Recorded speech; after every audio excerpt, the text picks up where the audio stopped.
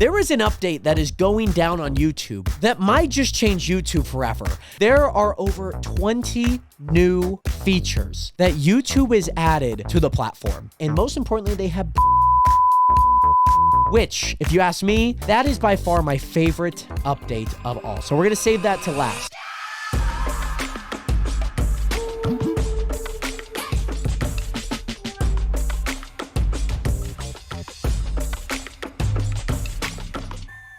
Nationers,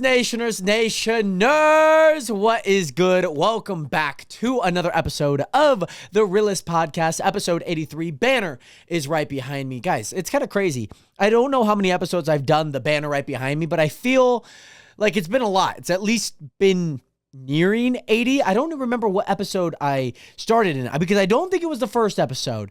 It might have been the second episode. It was definitely like that first 10. So it could be nearing 80, it could be over 80. But however, Nationers, it is great to see you guys in here. If you guys are just tuning in for the first time and haven't already, make sure to hit that like button. And most importantly, make sure to subscribe because we are on the road to 1,000 subscribers on this channel, the podcast itself. You guys can also find us on Spotify, Google Podcasts, Apple Podcasts, anywhere you get your podcast, even if it's your grandma's, I don't know, maybe we have like Morse code, your grandma's Morse code podcast. We probably have it.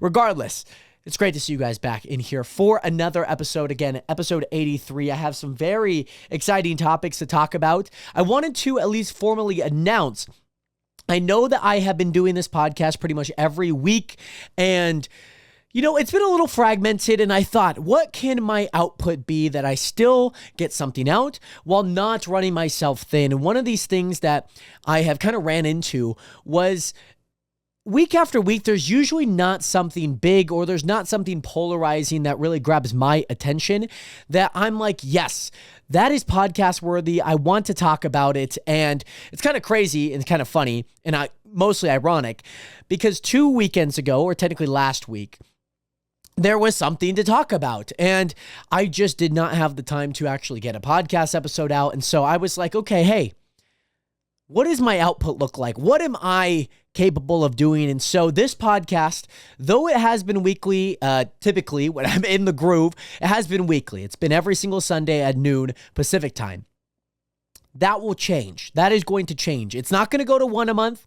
It's going to go to 2 a month. So basically every first week of a month and the second week will not, hold on. That's not what I meant. The first weekend of a month, we'll get a podcast episode, and then the third week, typically, we'll get a podcast episode. Now, there's obviously sometimes, like this episode, by the way, this episode is going to be going out late September, so technically next week, you guys will also get another episode, but then you guys will have to wait 2 more weeks for another episode. I hope that makes sense. So basically, the first weekend and the third weekend of each month, you guys will get a podcast episode. Now, obviously, sometimes in each month, depending on how the schedule aligns, you guys might get technically 3 podcasts in a month. Well, is that actually how that could work? Could there be like 5 Sunday? No, there's no way. What I'm thinking about is just like those small little overlaps. Let me like look at the calendar and just see. No, that would have been the 7th.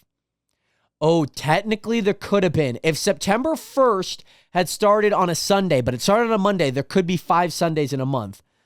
None in October. There is 5 Sundays in November, though. So when November rolls around, you're going to get a podcast episode on the first week, the third week, and the final day. Technically the start of the next month. But yeah, that's kind of funny. I knew I wasn't crazy by saying that. It would make sense because it's just 4 weeks. But sometimes there's that small little crossover, and depending, like September, if it was just a day earlier, we could have had 3 podcast episodes in 5 weeks. So all that to say, I do want to let you guys know that the podcast will be going more bi-weekly. I want to also note that if we do have a guest and that does fill in, that will not take over typically.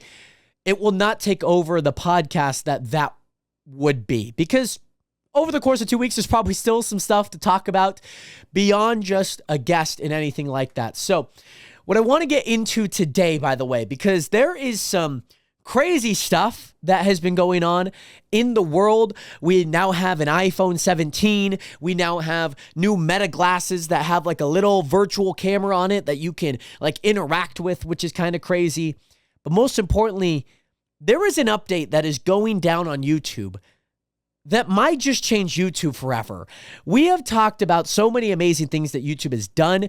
I am not super high up on YouTube because I do feel like a lot of the updates that they do have and they do roll out do feel a little delayed. They feel like, oh, it's kind of past its prime. Like a bunch of these other platforms are already doing stuff like that. And I can't think of anything specifically on the top of my head, but just in practicality, anytime that there is a bit of major update, it always feels like it's come like 6 to 7 months too late. It just feels like it's delayed. It's past the wave. It's past the prime of the conversation happening. But every time YouTube drops, there is always something special about it. And over the past few years, I think this started in 2022. I might have started in 2023, but I know for sure last year I made a video about this because it was the first year that I heard about Made on YouTube. Now, for anyone that doesn't know what Made on YouTube is, think about like Apple and their big press release. It's the mecca of like, hey, this is everything that we're working on right now. Expect this in the coming months to, hopefully the beginning of next year. That's typically what Made on YouTube is kind of for. And Apple does this. We just saw this with the Apple 17. Meta also had an event around the same time as Apple to kind of obviously take the eyes off of the brand new iPhone Air, the iPhone 17 Pro and Pro Max versions, and just all the updates that they have to talk about, which again, that is basically, in essence, what Made on YouTube is. They invite a whole bunch of content creators out to, obviously, one, hear it live in person so that they can disseminate this information to all of their followers, people that actually care about what is going on in the YouTube space. And so this is a big event for YouTubers. This is a big event just for YouTube in general. Now, I preface this because it kind of paints a picture, and I hope that it paints a picture of what these past few years have been like. There has been a few updates. I don't remember. Maybe I made a video about it because I know I made a short form video, but I don't remember what my video was on. It was talking about there's like not like month, but there's 4 phases to something going on. Let me see if I can find that said video. Let's look up The Realest Podcast on YouTube. Search here. Okay, let's go to my channel. Let's go to shorts. I know exactly because this was one of the first videos that I made with like the font that I use. And this would have been last year. New shorts update. Yes, so this is the shorts update. I'm going to play the audio here so you guys can hear it with me. So this was one of the big things happening last year on Made on YouTube. YouTube just released a brand new Shorts update. Last month at their Made on YouTube event, they revealed that Shorts will now go up to 3 minutes in Right, okay, but yep. There's a catch. This update was supposed to go live on October 15th, but when that day happened, many creators had seen reduced traction in their Shorts views. An employee from YouTube came out 2 days later to reveal that October 15th was the start date for phase 1 of 4 in this Shorts update. Phase 1 is where every video under 3 minutes will be Wow, some epic music for a Shorts update. This is so loud. Okay, I think we get the point. This was basically a Shorts update in that way. It was literally just a Shorts update.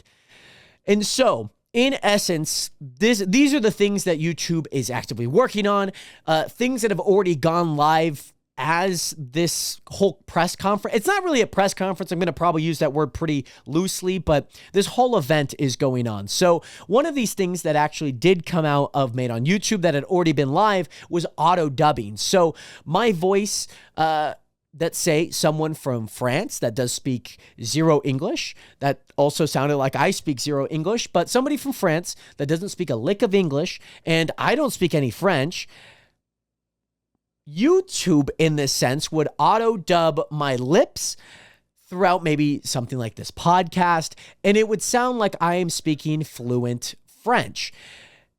There's a few issues with it, of course, because you're like, man, like AI, like deep faking my mouth to make it sound like, I understand, because if you ever watch anything dubbed, a lot of people in the anime community will be like, do you watch dubbed or do you watch subbed? Subbed meaning like subtitles, dubbed meaning like, hey, what you're hearing is English, if that makes sense. But obviously it's not matching up to their voice, because that's just how animation works. They're not going to animate, or they're not going to reimagine 8 different languages. They're just going to get voice actors to kind of fill in for those languages, because like, yeah, there's movies that are made in, you know, say like Bollywood. Like I don't speak Hindi, right? So it would be hard for me to fully understand. So like maybe for someone like me, I could either watch subtitled or I could watch dubbed, of course. And in this case, my voice would be dubbed, my lips would be changed. And like if I make like a whole bunch of movements, I'm sure it becomes really hard. However, that is one of these things that came out in terms of Made on YouTube. So active rollout, we love to see that. There are, and it's kind of crazy, there are over 20 new features that YouTube has added that is coming or has already came to the platform. I kid you not. When I saw the sheer amount of list that YouTube, the products or the features or just things that they are working on. Now, I mentioned, and I just showed the video of the Shorts update from last year, again, with like phase 1 of like, hey, Shorts can be up to 3 minutes. If they're any longer than a minute, they still need to be vertical, but if they're horizontal, they're not going to be. There's a lot of nuance to it, but in essence, 20 new updates, and we're going to go through every single one, okay? I'm going to take a quick sip because my mouth is very dry. I've been meaning to take a sip for a few minutes here. Perfect. So, we talk about YouTube. We talk about things that they're actively going through, like auto-dubbing. Some of the things that are coming to YouTube, I'm going to give my opinions on these kind of as I go, because some of these updates I don't really like. YouTube obviously has a vision for what these should look like, how people should interact with things like this. Personally, I think this first one is really dumb, okay? So VO3, which is Google's basically video AI service, has fast integration to generate video backgrounds or clips with sound. Now, that sounds pretty cool.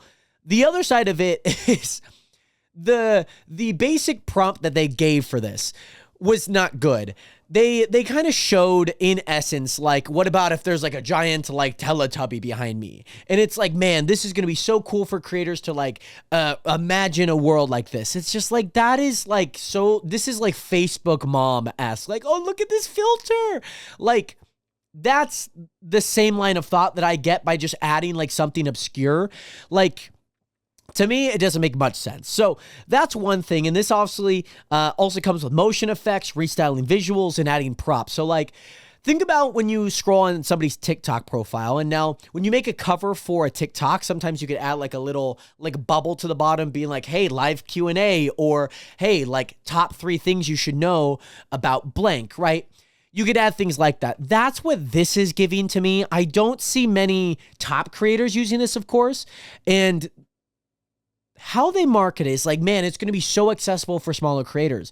If you're a smaller creator, I highly advise using against this. You have to think about what people want to see. And just because something is accessible does not mean that you need to use it. This is one of those things, in my opinion. But there are some better things that are coming. One of the things that is really cool is Edit with AI, which they're super big on AI. The CEO, Neil Mohan, I think is his last name. He is a huge proponent of AI. He's a huge proponent on AI. So there are a handful of AI things in here. And so Edit with AI to transform raw footage into a draft video. This is basically, in essence, you compile a bunch of videos that you have in your camera roll. And let's say there's like 5 different videos. And, you know, throughout a few of these, there are little bits and bobs where you're not talking. And mind you, it doesn't have to be just cutting out all of these small little things like no audio. But in essence, it is kind of that. It's making a video from that. And again, this feels very Facebook-esque. This feels very much like Facebook collage. Like, oh, CapCut, like, here's like 10 videos, just make a video for me. And it's just like, oh, here's a video. Ah, ha, ha, ha, ha, ha. Oh, come on, Acro, come on. Like, this doesn't seem very transformative. If you, and this is my thought process, if you do want to be a creator, right, you can lean into something funny like that. Like, I had YouTube edit this video for me. I would understand if you do like there probably will be a trend like this. There probably will. Like, YouTube made this edit, because if this service is going to be really bad, it's going to get clowned on. It's going to get dunked on. It's a dunk or be dunked on world out there, right? So in terms of this in general, where AI is supposed to edit a video for you, and maybe that is adding text, it has to be so much more transformative instead of just taking like little funny snippets and being like, hey, here's a 20-second video. This is meant for something like Facebook, right? This is not typically, YouTube in itself is more of a business than it is a social media platform. Facebook is a social media platform where businesses go. Businesses are on YouTube. And what I mean by that is that when I'm creating a public profile, I'm having photos, my interests, my likes, my friends. That is done on Facebook. When I do that on YouTube, it is very individualized to me. The videos I see, the creators that I watch, the videos that I upload. There are not many people that are coming to my channel to watch a 20-second video of me like tripping over a table and then me being like, where's the puzzle piece? Oh my gosh, like check out this blueberry rhubarb. That's not the type of content. Content is generated on YouTube. Content is consumed on YouTube. This feels very Facebook to me. So the other side of it is with this AI creator tools, speech to song tool to turn dialogue into a musical track, which again, sounds pretty cool, but also sounds really unnecessary. There seems to be a lot of fluff within the AI space, because as cool as AI is, which we'll talk about it with another topic that we're talking about in this episode, it doesn't feel like AI should assist. It should not be the sole driver of the vessel to create content, if that makes sense. Now, I understand people make ads with this. Like, I've seen a million King Shot ads.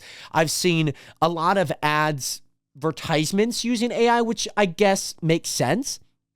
But like, even those things are not something that you would post on YouTube. You know what I mean? So I want to flip the script, because those were some of the AI tools. There's also YouTube Studio and creator tools. There's also live formats and podcasting. On top of that, they also have artist and fan engagement. And most importantly, they have brand monetization and shopping, which, if you ask me, that is by far my favorite update of all. So we're going to save that to last. I also ate popcorn before this podcast, so if I die of coughing, blame the popcorn kernels that are sitting in my mouth right now. Okay. So, YouTube Studio is getting a huge overhaul. Now, I've seen a few bits and bobbles of this in terms of languages on my YouTube channel, where like basically it gets auto-dubbed but isn't necessarily my lips. So like somebody from Spain who speaks Spanish, or somebody in the Middle East that speaks Arabic can actually listen to my videos and watch my videos, even if they are auto-dubbed.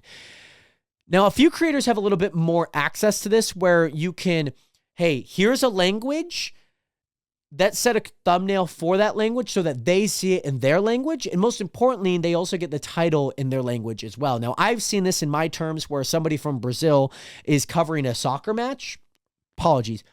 match. And what that basically means is what I saw was in English, the thumbnail was in English, and it just had a little tag said auto-dubbed. Super simple.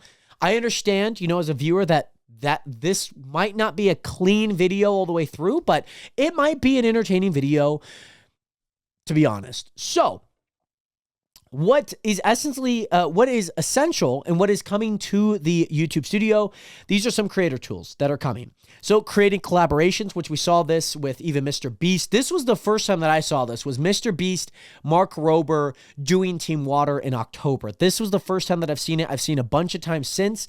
And this will allow creators to collaborate, which I think is really, really cool, because that video will be housed on one channel. The person that initiates the collaboration, this is Neil Mohan's words, the person that initiates the collaboration will get all of the revenue. Now, you can hopefully in the future be able to split that however you want. The other side of it is that The video, again, will be housed on the initial collaborators. So the person that uploads it, in essence. So I upload this podcast. If I want to, have a collab post with like any guest, I can.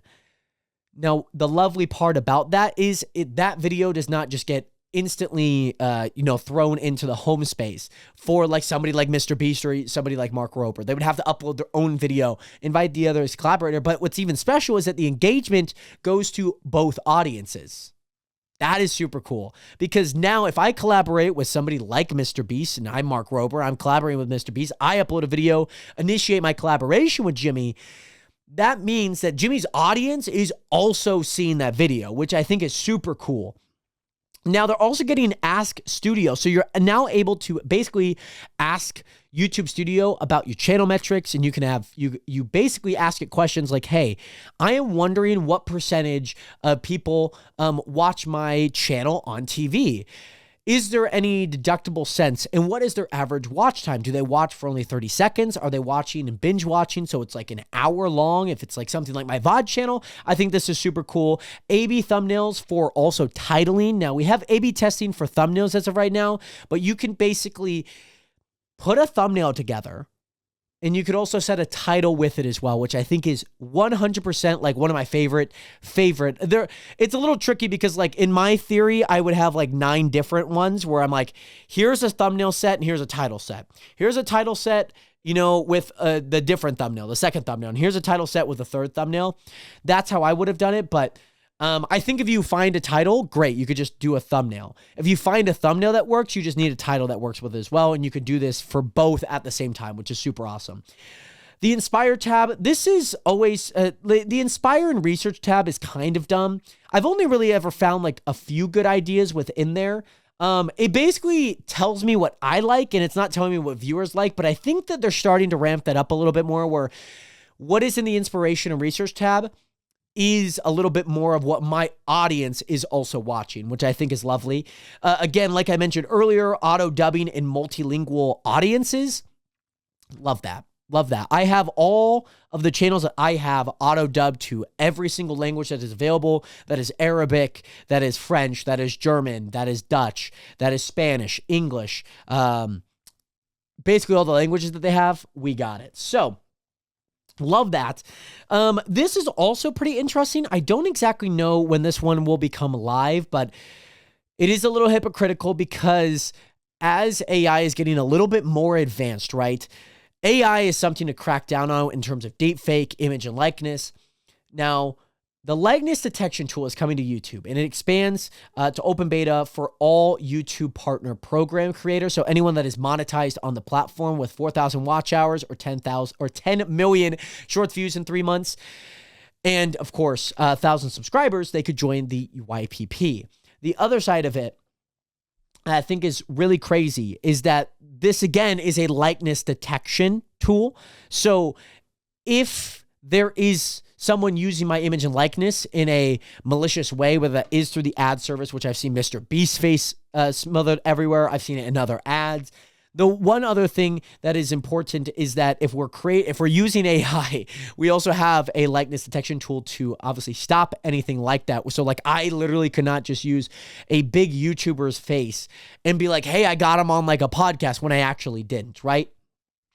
So speaking of podcast, few things to come is in the live category, the largest upgrade to live streaming yet. This comes in terms of ads. This comes in terms of horizontal and vertical live streaming, where you can horizontally live stream to an audience. And then on the shorts page, you will also see live streams come through, which I think is huge. And so I'm really, really excited for that to finally come through. The other side of it is also podcast tools to easily create shorts and clips for episodes, which this is a little bit more podcasty, where I'm like, I have an hour-long podcast, right? Which usually my podcasts are around 55 minutes to an hour, sometimes a little longer. And what happens is AI on YouTube will go through the entire transcript and it'll come up with clips. And so I'm like, oh, it'll come up with that video. And certainly I can make that a little bit better. And so like it does give a little bit of inspiration, which I think is nice. And then also AI-powered video generation from audio for podcasters without video sources, which I think is very beneficial for more just audio podcasts. I don't know how this is going to be implemented, but this in general is, I love the live streaming space. The live streaming space is huge. I will also be returning to YouTube live streaming because of this overhaul. And most importantly, because there is a huge channel rebrand, which I will probably mention in next week's podcast. So make sure to subscribe so you guys don't miss out on the whole channel rebrand, not just on this channel, but just in general. So that is the live streaming podcasting space. That also comes with everything else, of course. Artist and fan engagement. This is super cool. So countdowns for pre-saves on YouTube Music for new releases. I love this. YouTube Music has been becoming better and better. It's still not perfect, but it is getting better. So having pre-saves. I love this. This is super cool. Every streaming platform has this. A bunch of people upload their music onto YouTube. Obviously, music videos are kind of dying. I get it. But in general, like, it is so much fun just to have that feature. So that and countdowns, I think, will be really fun. I don't know what the countdowns are going to look like, but it's just super cool nonetheless. So with that, this also includes exclusive content and rewards for top fans. So people that possibly watch a ton of music videos of an artist, listen to a bunch of music, just of anyone. You know, let's say I listen to a bunch of Doja Cat. This is super cool for things like that. And that can kind of bring in rewards from those artists. So like I could get like a backstage pass. I could get behind the scenes videos, merch discounts. This is kind of cool. And it incentivizes artists to kind of bring out these bundles. And so like, it's like, hey, if you want to, you know, listen to my song a million times, you know, it does bring a little grievances that way. But if you are a diehard fan of, let's say, like my music, I can create something to kind of bring that out to the masses, which I think is cool. Now, I want to get to my favorite part about this YouTube update, because the instantaneous thought that I had for this is revolutionary, okay? So Colin and Samir, they created a video, and very similarly, they had this one last, and I thought it was very appropriate to come last, and what I commented will make sense once I tell you this tool. So there is a brand new monetization shopping brand deal feature that is coming to YouTube. And for creators, new brand deal features including linking directly to brand sites and shorts, which I think is super cool. So if you do a shorts video, let's say I'm sponsored by the Zulu water bottle, right? And I talk about the Zulu water bottle, you can directly link someone to a landing page. Super cool. Expansion to YouTube shopping for more market and merchants, which is super cool. So like if I have merch, great. Or if I have a product, great. I love that. AI-powered product tagging in videos, kind of cool. So if you are like a fashion channel, or if you sell products, you know, in the beauty space, fashion space, you can literally link something and be like, hey, it's basically like QVC. YouTube is becoming QVC. My grandmother, I need to put her on to this, okay? My grandmother is a QVC holic. I got to get her onto YouTube shopping. Now, the biggest thing that's coming to this whole YouTube feature, this whole Made on YouTube announcement that's coming out very soon, is dynamic branding, dynamic ad space segments. Let me explain what this is. So, like I mentioned, Colin and Samir made this video, and how it's explained and how they explained it was that, let's say you have a brand deal, right? You have a brand deal with, again, Zulu, this water bottle. Right. And I'm talking about, you know, I'm breaking up my video and I'm talking about, hey, this is this water bottle, like it's helping me stay hydrated, whatnot, whatever. Right. Let's say you made a deal with that brand that, hey, once this video gets 1 million engaged, 1 million views or something like that, or impressions, right? You're going to stop the brand deal. Because the one thing that happens is, let's say a creator has a brand deal for something that's a little bit more hyper specific, like a Christmas holiday special or like a Halloween special, 4th of July, Memorial Day, whatever it may be. once the video's gone and dusted, it's only really relevant for one specific time of the year. So it doesn't really become evergreen where it lasts forever. So let's say, and this was my thought, let's say you're an artist, you're going on tour, like a comedian or, again, an artist. Let's say you have new merch that's dropping, right? nationmerch.com. Let's say you have a segment that you'd be like, hey, brand new merch just dropped and everything's relevant. So it's not like delay, like, hey, let's say the video came out a year ago and I just dropped new merch now. I can add a segment to the beginning of maybe a commentary video where it says, hey, new merch just restocked, brand new collection. Go stop by now, get 20% off your first order, whatever it may be. That is so awesome because now everything become a little bit more concurrent with the timeline of your progression. So if you are going on tour, somebody watches a video from 5 years ago, they at least know that, hey, there is something going on that I should probably tune in. So this is great for anyone touring, any new merch deals, just a dynamic ad segment. And I'm sure for a lot of main channels, there will probably be like, hey, here's a Zulu water bottle, right? And again, once that maybe runs out, you can put something new in there. Now, it depends on how you do the video because for somebody in this instance, like Mr. Beast, he very much incorporates. But what about if you just completely separate it, right? Completely separate it. You can take it out at any time, when nothing new is going on. And once that maybe tour or that date is passed, lovely. So these are the things that are going on. These are the things that are going on in the Made on YouTube space. I am so happy about it because there are some amazing features that are coming. Again, the AI things I'm a little iffy on, but the brand segments, the monetization, the live streaming, I'm wondering how the insights are going to look. Just based on the video that they showed, it looks wonderful. And you can basically ask your YouTube Studio AI basically anything that you want it to, which, again, so incredible.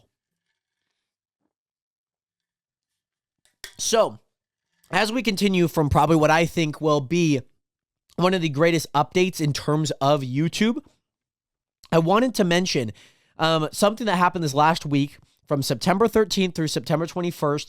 The World Championships in track and field just went down in Tokyo, and I wanted to talk about some things that have gone on. We have a little bit of updates and all of this good stuff. And, remember when I was talking a few minutes ago about how AI, isn't necessarily perfect, right? More in the video sense. I was trying to ask AI, I was like, hey, can you just give me like the top 8 people, the placements of every event? And it basically gave me all the key moments of like, oh, the 100, this happened here and this event, this happened here. And I was like, where's Mondo Duplantis' pole vault world record? Where is Cindy McLaughlin, LaRome? She's not even in here. And then once I was like, okay, well then let's add those in. So then they got rid of all the other stuff and we were basically playing ping pong. So whatever I added basically got rid of everything else. And so it was a mess. It did not do well. And most importantly, it was super funny because I was like, hey, can you just give me the top 3 people? Just give me the top 3 people in every event. And once we got to the field events, Christian Taylor got bronze. He's retired. He doesn't do triple jump anymore. Yulimar Rojas, the triple jumper, the women's triple jumper, world record holder, she got 3rd place, right? It says that she got 1st. Joe Kovacs in the shot put wasn't even competing at this meet. It's a whole thing. So I do want to go through basically from events in terms of lowest distance to highest distance that I deem something that I've watched that matter. Even the marathon was super, super close in both the women's and the men's side. So we'll be talking about something like that. So we're going to be going event by event for all the track events and then also the field events. And I'm just going to be giving my thoughts, big upsets as predicted, because I think for myself as a track athlete or a former track athlete, I think it's important that, I stay up to date with these things, and track is a sport that I very much love. And I can't wait to see what next season brings in terms of the global stage, because man, this Worlds was awesome. So in the men's 100, kind of a little bit of an upset for most people. I don't think this is too big of an upset. Oblique Seville got gold. Keishane Thompson from Jamaica, both of them are from Jamaica, they're teammates, got silver, and bronze for Noah Lyles. He has been injured this season. Kenny Bedard, Kung Fu Kenny, has had a great season. Unfortunately, just lost a little bit of steam in that final.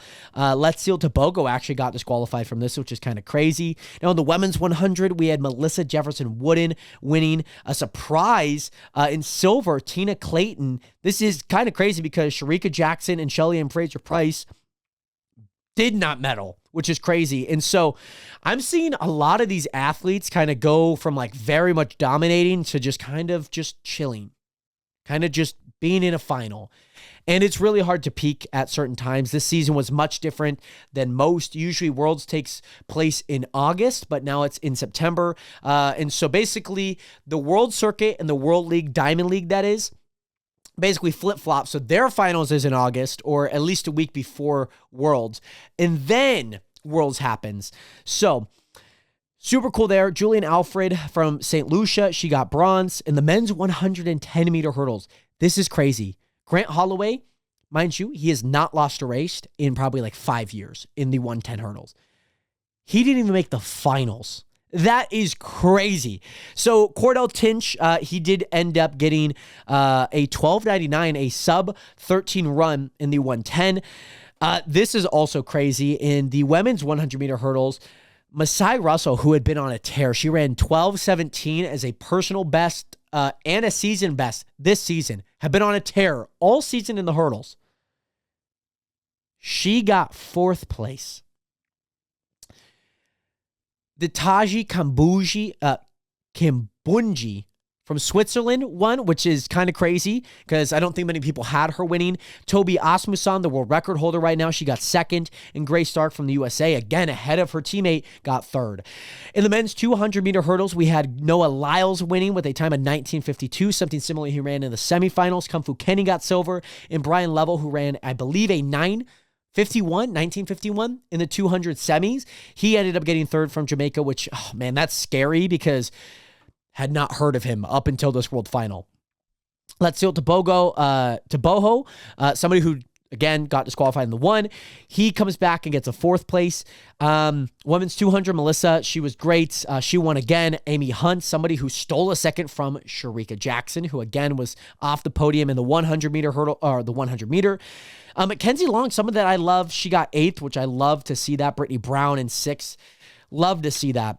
In the men's 400, Botswana, Collins Kebnashipi, he got a gold medal, which is kind of crazy because I'm looking at the names on here, like Dream Richards from Trinidad and Tobago. He got silver. Another Botswana guy got 3rd place. There was no coverage of this, which is kind of sad. Ja'Cory Patterson, I think he could have ran faster. This was a really slow 400.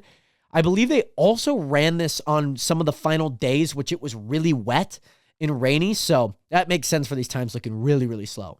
And of course, our queen, Sydney McLaughlin-Lavroni, the GOAT in the 400-meter hurdles, she actually did not run the 400-meter hurdles this year, but she did run in the Open 4 and actually beat Marilidi Paulino and Salwa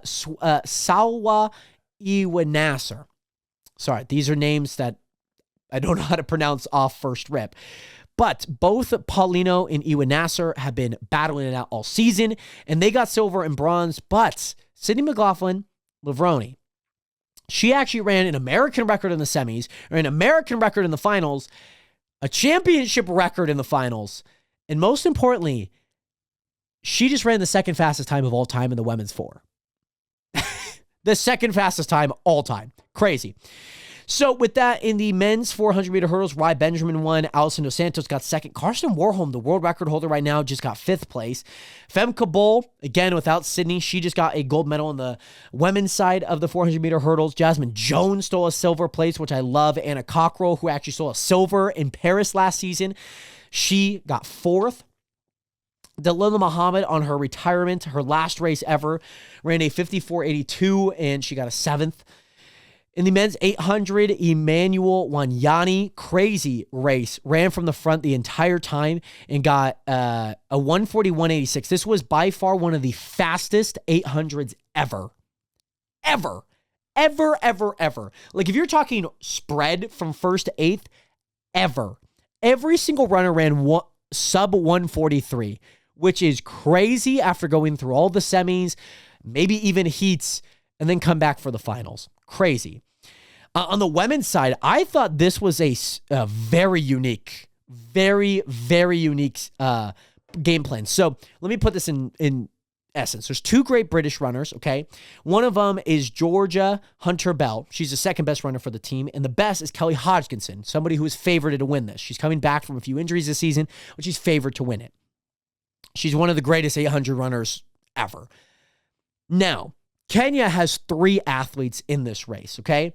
So what Kenya does is put the one that they think is most likely to not medal and not win, like somebody that would typically place in the back half. They take her out to the front, and they try and burn the legs off of these great British runners so that they go through in a fast pace. And guess what Great Britain does? They hook the line. They hook the line, and they take the bait. And so by the last 100, all that they have to do, all the other Kenyans have to do, so they basically send out one, she dies. The second one comes out, she dies. And then it's a third person who's in a prime position, fourth coming off the curve with 100 meters left. And all she has to do with fresher legs, did not high throttle her speed throughout the last 700 meters. All she has to do is just outkick the 2 great British runners. And that's exactly what she did. She ran a time of 1:54.62. So Lillian Odira, congratulations. What a lovely race. The Kenyans absolutely dialed that up. In the men's 1,500 meter, a lot of controversy. Cole Hawker got disqualified in the semis. And mind you, this is probably the craziest men's 1,500 meter because I don't think I would have ever said any of these guys are making the podium. So in third place, Ryan Reynolds, Chariot, Jake Whiteman in silver, and Isaac Nadir from Portugal got first, which, crazy. There was also Josh Kerr in this final. He was hurt, so he didn't really run well. Timothy Chariot from Kenya as well. He got fourth. He should have medaled. Niles Laros, who is coming off a great Prefontaine and, of course, Diamond League meet, he got fifth. No Cole Hawker, no Jared Nagus, no Jakob Ingebrigtsen. This could have been a all-time classic 1,500 meter final, and not one person, I would have thought, made the podium.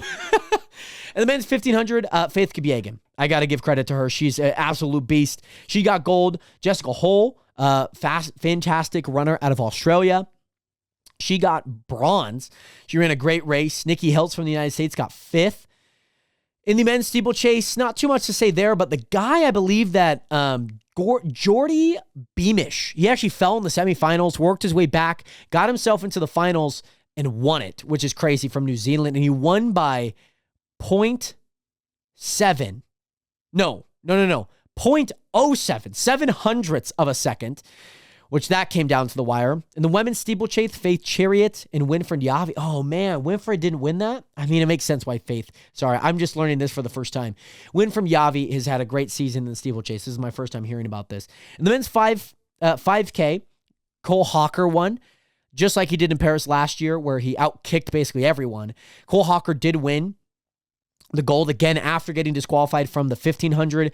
Beatrice Chebet, again, someone from Kenya. Faith also ran in this. These are people that I love. I should probably explain these things more. But Beatrice Chebet, Faith Kipyegon, they're teammates, and Beatrice Chebet did end up winning this with a time of 14:54.36. Also, let's just talk about the men's time. Just guess, how fast do you think the men's 5K was? 5K, right? 12 and a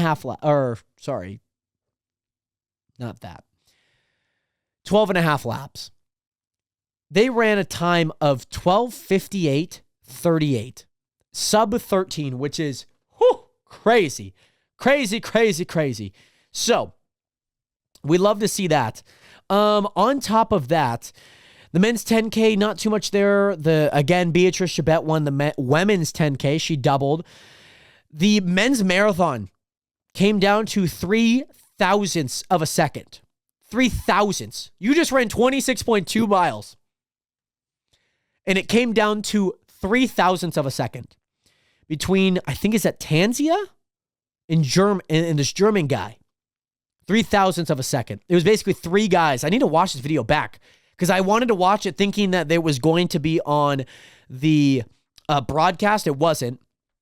Same as the women's. The women's came down to a 2 second.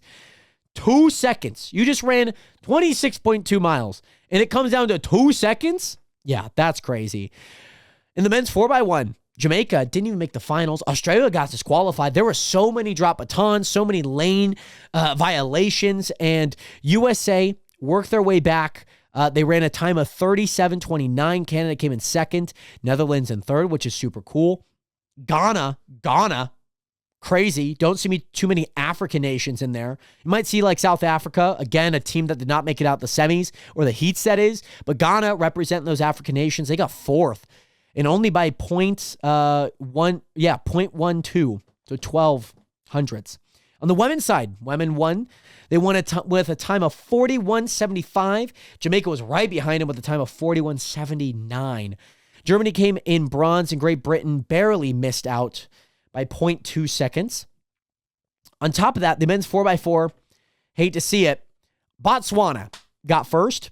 The USA got silver, and South Africa got bronze, which is crazy because the world record holder, Wade Van Niekerk, he absolutely carried him. I cannot tell you enough. He absolutely carried him to that final, and he absolutely carried him in the final. And we lost by, 0.07. 7 hundredths. Come on, Rye. And it was wet. It was very, very wet. So on the women's side, we did end up winning with a time of 3:16.61. We won comfortably. Jamaica in second and Netherlands in bronze. Men's discus, crazy wet. All the times and all the distances are kind of bad. Women's discus, Valerie Allman won. Go USA. She won on basically like the first day. Hammer throw, not too much to care about there. Rudy Winkler, the USA guy, he got fifth though. We'd like to see that. High jump, javelin. The women's javelin was actually pretty cool. So here's a cool story. This woman from Ecuador, Julicy Angelou from Ecuador, okay? She threw a PR in the qualification to make the finals, okay? So threw her best throw ever in qualification just to get to the finals. One of her first three throws, she throws a distance of 65.12 meters and wins it. She just threw a PR and qualified, and she somehow squeaks out a win against all these wonderful, wonderful ladies. And yeah, absolutely nuts. So very unexpected to say the least. In the men's long jump, Tangelou, who he might be hurt. That's maybe why he didn't jump. Tajay Gale from Jamaica. Tara Davis Woodhall won gold for the women. She jumped a new world lead of 7:13 meters, which is crazy. Mondo Duplantis, like I mentioned, he just jumped a new world record of 6.3 meters, which is crazy. Beat it by a centimeter again. Sam Kendrick, USA, he got fourth. We'd love to see that. Pole vault, Katie Moon jumped mind you, this is so crazy. So Sandy Morris, okay? Sandy Morris. We had 4 women in the pole vault, okay? So Hannah and Amanda Mall, they got sixth respectively with a score of 465. Sandy Morris jumped a 485, okay? There's a certain way that you can basically tie if you tie the distance, and of course you have the same amount of scratches. So what Katie Moon does is she tries 485. The tough part is she does not get it right off the rip. So she has to jump to 490 because if she were to stay at 485, right, she would have more scratches. And even if she tied with Sandy Moore, she would only get a silver. So what she does is after that scratch, she jumps and moves the bar up another 5 centimeters to 490. And it's a jump that she hasn't made in a long time. She scratches the first attempt, which means she has 2 scratches at this point, one at 485 and one at 490. She needs to make this jump. She has not jumped this in probably a year and a half, and she gets it. 490. 490 for the gold medal. She needed that jump because, and this is kind of crazy because this happens in the decathlete, the heptathlon, or even, you know, the men's pole vault, men's high jump, women's high jump, is because you don't want to end up on a tie and have more scratches to move you down. So you need to jump a higher jump. And again, this saves your legs from having to jump. So let's say you jump and you get 485, right? She could still attempt 490, but now she's already taken 2 more jumps and she would have a three more additional, which at that point, it's just not worth it for your legs because you're having to do so much physically in these events. Shot put, Ryan Krauser comes back from an elbow injury, wins by 0.4 meters. Shot put, this is kind of crazy. The Netherlands woman, Jessica Schilder, she won. She beat Chase Jackson, the favorite going into this. Pedro Pichardo, again, this is clutch because it was his last jump. He had jumped poorly throughout the entire series, made it to the finals, jumped well, and on his last jump, he jumps a 17.91 meter triple jump and gets the win by nearly 0.3 meters. We had no Americans. Oh, that's so sad. Women's triple jump, like I mentioned, Yulimar Rojas from Venezuela, the record holder. She got bronze. Thea Lafon from the DMA. That's not Dominica. It's not a country. DMA. She got silver. And then Leyanes Perez Hernandez from Cuba jumped a 14.94 meter jump, which we love. The women's decathlete, the men's, super crazy. Germany won that. Anna Hall, first woman in a long time since Jackie Joyner Kersey. She won the heptathlon. She placed third. She got a bronze medal in Paris, I believe. Race walk. And then, of course, the mixed 4x4 relay. USA brought home the gold once again, which I absolutely love. So that is everything that's been going down over the past 2 weeks. These are some topics that I wanted to talk about. Super happy with the Made on YouTube announcement, all of the features that are coming to the platform. Again, you can expect next week to talk about some of my channel rebranding, the roadmap, and most importantly, what to expect from this podcast moving forward. Again, moving to a more bi-weekly schedule, first week and third week of the month. And anytime that there is a guest, we'll squeak right in those off weeks. So thank you guys so much for watching. If you guys haven't already, make sure to leave a like. Most importantly, subscribe to the channel to help us get to 1,000 subscribers on here. Again, episode 83, banner is right behind me. Thank you guys again so much for watching, listening, and I'll see you guys in the next episode. Have a good one. 07 and peace. Peace.